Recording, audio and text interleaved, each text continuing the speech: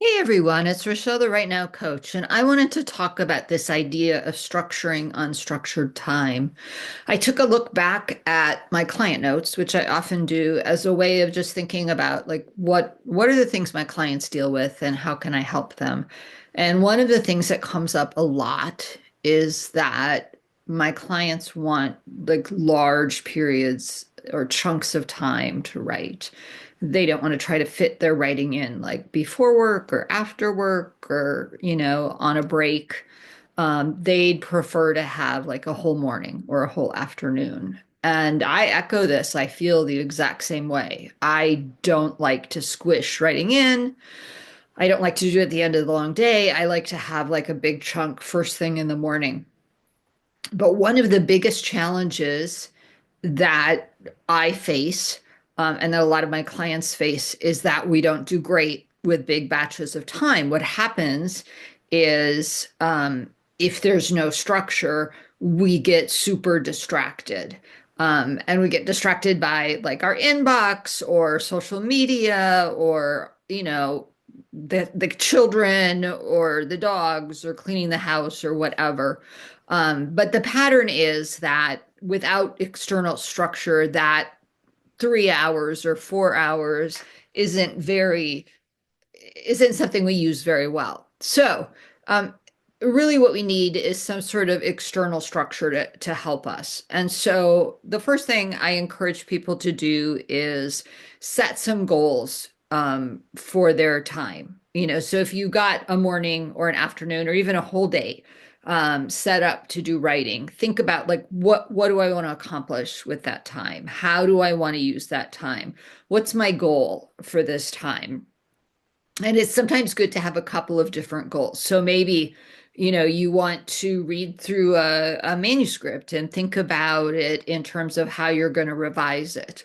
Or you have a manuscript that you're working on writing and you want to think about like a number of different pieces and putting those in writing.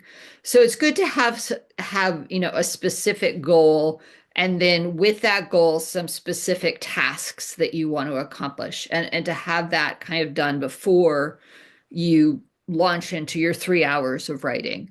The next thing that I think really helps is to add structure to your time. So let's say you got a morning.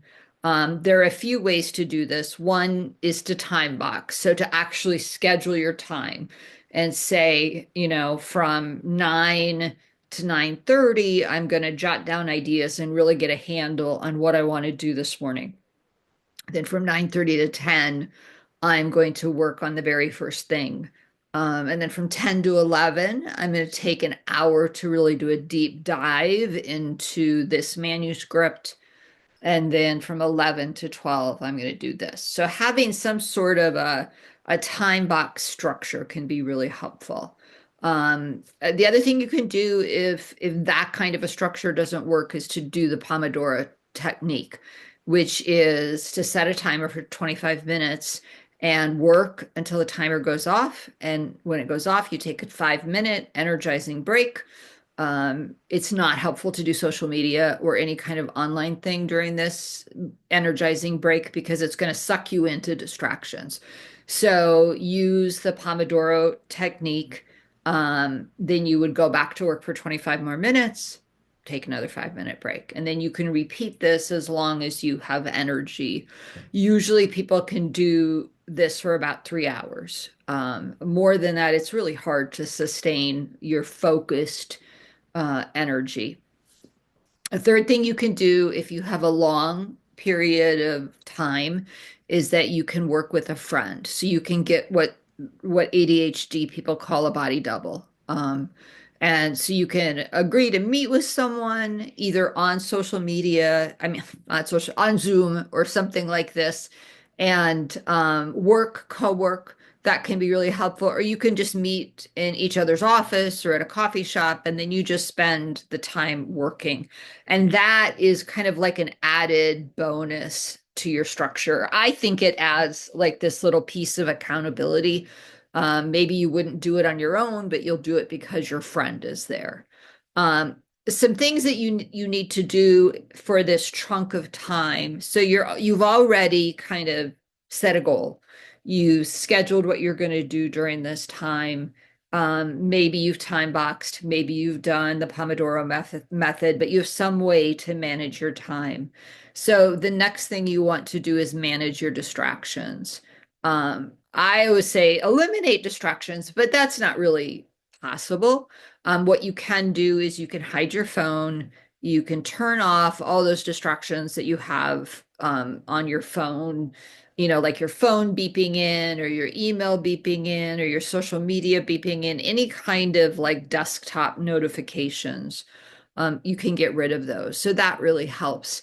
And then you can either make a rule for yourself or set up a program that does not allow you to go online. My biggest challenge as both a coach and a writer is that my ideas, as I'm writing, an idea will pop into my head and I want to go read more about it. And so I end up doing either a deep or a quick dive into Google, which gets me into trouble. So I lose my productivity because I'm out there searching down a lead.